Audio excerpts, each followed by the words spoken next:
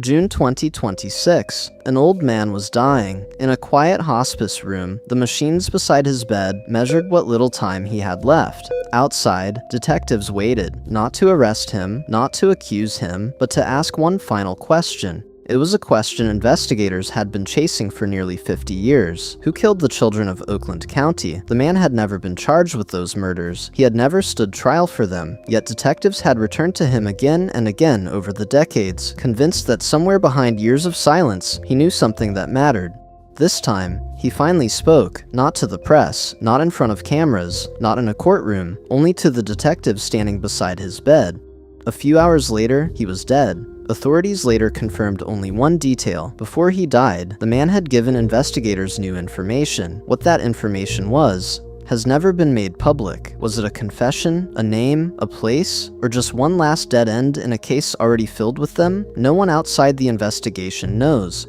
But if detectives were still seeking answers from a dying man nearly half a century later, then whatever happened in Oakland County was never just another cold case. It was something far more complicated. To understand why, we have to go back to a time when parents didn't think twice about letting their children walk home alone, a time before fear changed everything. Michigan, February 1976. If you had visited Oakland County in the mid-1970s, you probably would have described it as ordinary. Safe neighborhoods, good schools, quiet streets lined with young families. It was the kind of place people moved to because they believed their children would have a better life there. Kids rode their bikes until sunset. They played outside without someone constantly looking over their shoulder. Parents didn't track them, they simply expected them to be home before dinner, and almost always, they were. Running through the heart of these communities was Woodward Avenue. To most people, it was nothing more than another road, a route between neighborhoods, a road to work, a road to school. Years later, investigators would notice something few people had ever thought about. Every known victim in the case disappeared somewhere along that same corridor. February 15th, 1976. It was a Sunday. 12-year-old Mark Stebbins spent the afternoon with his family at the Ferndale American Legion Hall. Around 1:30 p.m., he called his mother. He told her he was leaving and walking home. It wasn't far, it wasn't unusual, and it certainly didn't seem dangerous. No one remembered anything strange about that phone call. No one had any reason to, because no one knew it would be the last time his family would ever hear his voice. When Mark failed to return home, concerns spread quickly. His parents began searching. Neighbors joined in. Police were notified. As daylight faded into night, officers searched streets, parks, and nearby businesses. Nothing. It was as if the 12-year-old had simply disappeared. The search continued into the following days. Volunteers combed through neighborhoods. Investigators followed every lead they received, but each passing hour made one possibility harder to ignore. Children sometimes ran away. Children sometimes got lost, but they almost always turned up.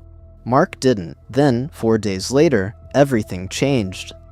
Early on the morning of February 19th, 1976, a man arrived at an office complex in Southfield. Snow covered much of the ground. Near the edge of the parking lot, something caught his attention. As he walked closer, he realized he was looking at the body of a young boy. It was Mark Stebbins. Within minutes, detectives sealed off the scene. The search for a missing child had become a homicide investigation, but it was the autopsy that truly shocked investigators. Mark had been sexually assaulted before being strangled to death. Mark had not simply been killed. His body had been carefully cleaned, his fingernails had been trimmed, his clothes had been put back on neatly. Nothing about the scene suggested panic or haste. Whoever had done this had taken their time. Investigators also believed Mark had not been murdered where he was found. His body appeared to have been transported and deliberately placed in the parking lot sometime after his death. That single conclusion changed everything. This wasn't the work of someone acting on impulse. The killer had access to another location, somewhere private, somewhere hidden, somewhere a child could be kept without attracting attention.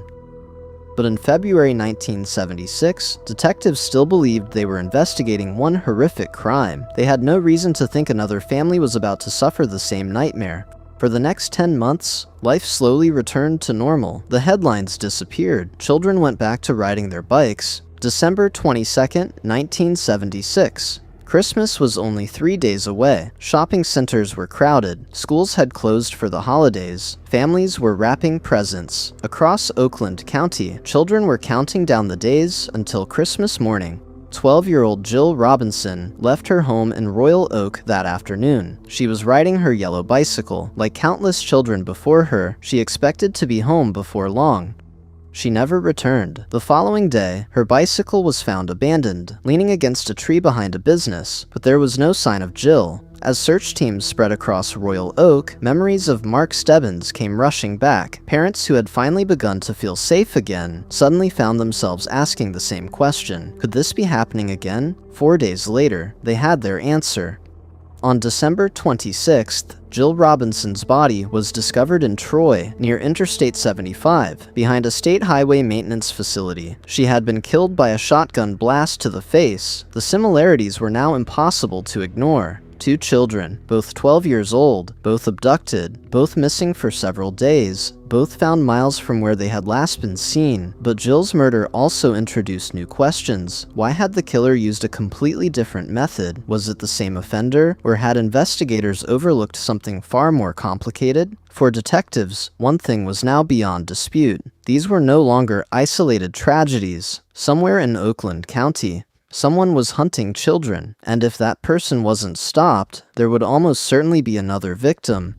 January 2nd, 1977. Only 7 days after Jill Robinson's body was found, it happened again. This time, the victim was 10-year-old Kristine Mihelich. Unlike the first 2 victims, Kristine wasn't 12, she was younger. On the afternoon of January 2nd, she left her home in Berkeley and walked to a nearby convenience store. It was a trip she had made before. The store was only a few blocks away. She bought a magazine, then she started walking home. She never made it. When Kristine failed to return, her family contacted police almost immediately. By now, the atmosphere across Oakland County had completely changed. Parents no longer assumed a missing child had simply wandered off. Teachers looked at empty classroom seats with growing dread. Every hour that passed felt painfully familiar. Search teams once again filled neighborhoods, parks, and vacant lots. Volunteers knocked on doors. Helicopters searched from above. The investigation grew larger than ever. But Kristine was gone. Days turned into weeks. 19 days after she disappeared, a mail carrier made a grim discovery along a rural road in Franklin Village. Kristine Mihelich had been found. The news devastated Oakland County. But what investigators learned next was even more disturbing. The medical evidence suggested that Kristine had survived for a period after her abduction. She had not been killed immediately. Evidence also indicated that she had been fed while she was being held. To investigators, it was unlike anything they had encountered before. The killer wasn't simply abducting children and killing them shortly afterward. Someone had managed to keep a child from being found for nearly 3 weeks. That realization transformed the investigation. Detectives were no longer searching for someone acting on impulse. They were looking for someone who had the time, the privacy, and the confidence to hide a child from the outside world for an extended period of time. It also raised a chilling question. Where could a child disappear for 19 days without anyone discovering where she had been taken? Investigators searched abandoned buildings, private homes, cabins, businesses, even properties connected to known sex offenders. Nothing produced the answer they needed. The fear that had once seemed unimaginable had become part of everyday life. Children were no longer allowed to walk home alone. Parents volunteered to escort one another's kids. Neighborhood watch groups began forming across Oakland County. Every unfamiliar car, every stranger, every unexpected knock at the door was now viewed with suspicion. Yet despite the growing fear, the killings did not stop. March 16, 1977, just over 7 weeks after Kristine Mihelich's body was found, another child disappeared. This time, it was 11-year-old Timothy King. Timothy left his home in Birmingham that afternoon. He was going to a nearby drugstore to buy candy. It was a trip that should have taken only a few minutes. He reached the store. He made his purchase. Then, he vanished. Unlike the earlier cases, Timothy's disappearance triggered an immediate and overwhelming response. There was no longer any doubt about what investigators might be facing. Police from multiple agencies joined the search within hours. Volunteers poured into Birmingham, helicopters circled overhead, roadblocks were established, telephone tips flooded into command centers. The county had learned a painful lesson. Every minute mattered. As the search entered its second day, Timothy's parents made a public appeal. His mother, Marion King, spoke directly to the person who had taken her son. Looking into the television cameras, she made a simple, heartbreaking plea. Please take good care of him. She asked that Timothy be read a bedtime story, be given his favorite dinner, and then be allowed to come home. It was the desperate request of a mother with no other way of reaching the person holding her child. 6 days after Timothy disappeared, his body was discovered in Livonia. Like the other victims, investigators believed he had been held somewhere before his death. Medical evidence indicated that he had been fed during that time. Investigators also found evidence that his clothing had been freshly washed and carefully cared for. His clothes appeared to have been neatly dressed back onto his body. Then came one final detail. Investigators found fried chicken in Timothy's stomach. During her televised appeal, Marion King had asked that whoever was holding her son give him his favorite dinner, but she had never publicly said what that meal was. Whether the fried chicken had simply been Timothy's own request, or whether it was somehow connected to his mother's plea, has never been established. By March 1977, 4 children had been abducted and murdered. The victims included 2 boys and 2 girls. They came from different communities, but every known disappearance had taken place along the same suburban corridor. For the first time, investigators publicly acknowledged what many families had already feared. Oakland County was hunting a serial killer, but the deeper detectives looked, the stranger the case became. The investigation was about to become one of the largest homicide investigations in Michigan history, yet despite thousands of leads, the identity of the killer remained completely unknown. The Oakland County Child Killer Task Force was formed. Local police departments joined forces with the Michigan State Police. The FBI was brought in. Investigators from multiple jurisdictions began working the same case. Every report, every witness, every piece of physical evidence was re-examined.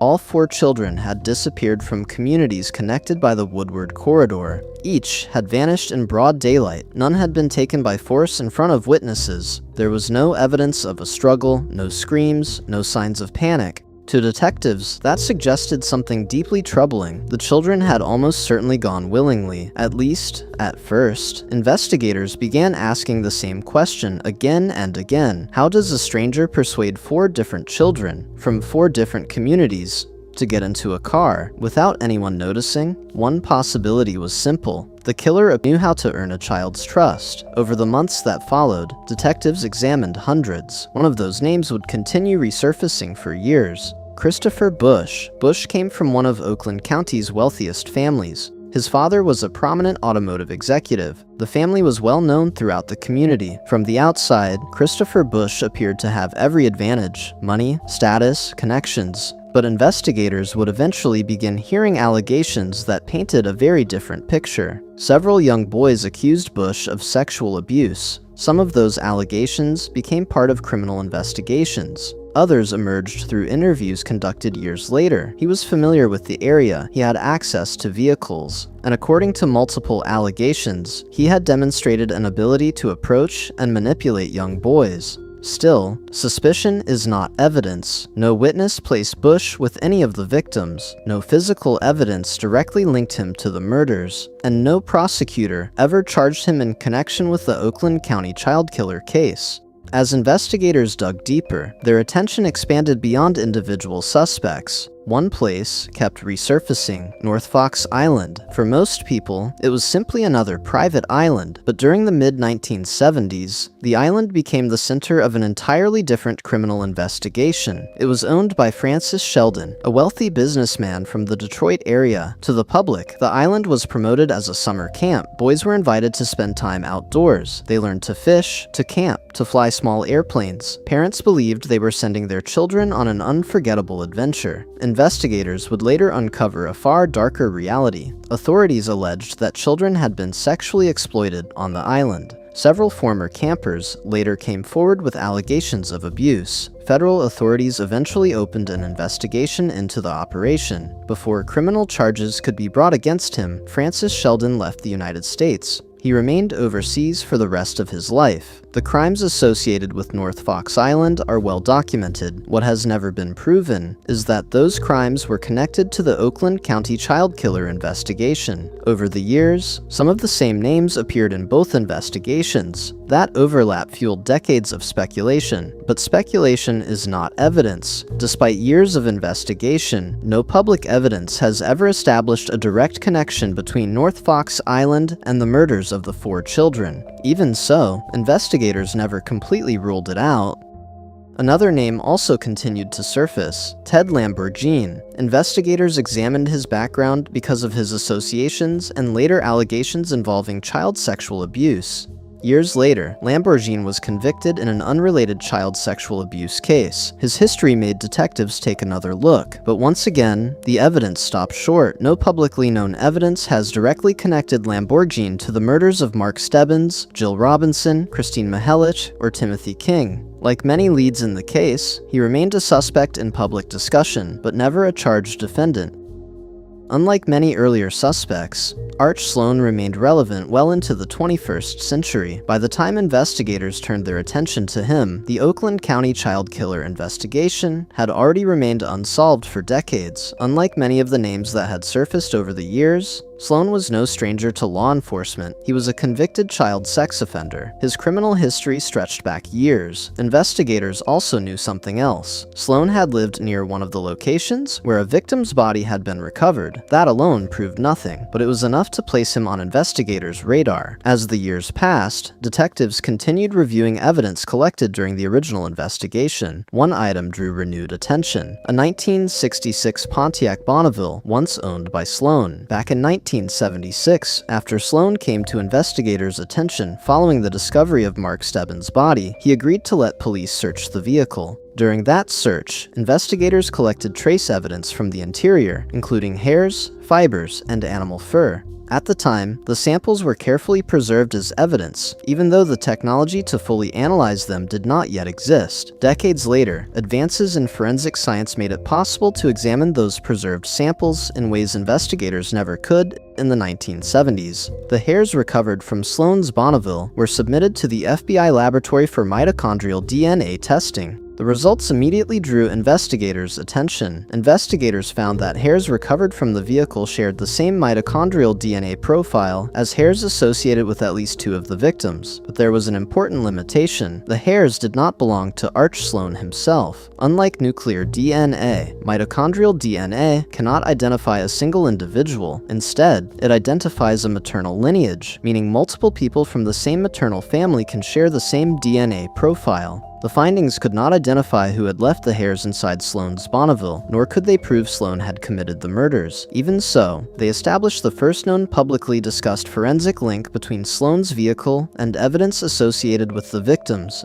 Detectives continued reviewing Sloan's background. They re-interviewed witnesses. They compared old evidence with modern forensic techniques, but year after year, that answer never came. There still was not enough evidence to file criminal charges. Then, in 2026, the investigation took one final turn. Nearly 50 years had passed. Many of the original detectives were gone. Some had retired, others had died, but the case had never been closed. Investigators learned that Arch Sloan had entered hospice care. He was 84 years old. He was dying. For detectives, it was likely their last opportunity. They visited him during the final days of his life, not to pressure a confession, but to ask the questions that had remained unanswered for nearly half a century. According to sources familiar with the investigation, Sloan provided investigators with new information. Authorities have never disclosed exactly what he said. They have never said whether the information identified another person, pointed investigators toward new evidence, or answered questions that had remained unsolved for decades.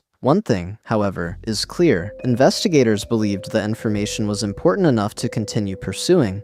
On June 12, 2026, Arch Sloan died. Whatever he knew, he took most of it with him, and nearly 50 years after 4 children disappeared, the Oakland County Child Killer case remains unsolved. Perhaps the strangest part of this case isn't how many suspects investigators examined, it's how often they kept returning to the same names: Christopher Bush, Francis Sheldon, Ted Lamborghini, Arch Sloan. Different investigations, different years, yet somehow, the same circle kept appearing. Coincidence? Or something investigators never fully uncovered? No public evidence has answered that question. Then, in 2026, Arch Sloan gave investigators new information before his death. What did he tell them? Did it finally explain what happened? Or did the truth die with him? Perhaps only Arch Sloan knew.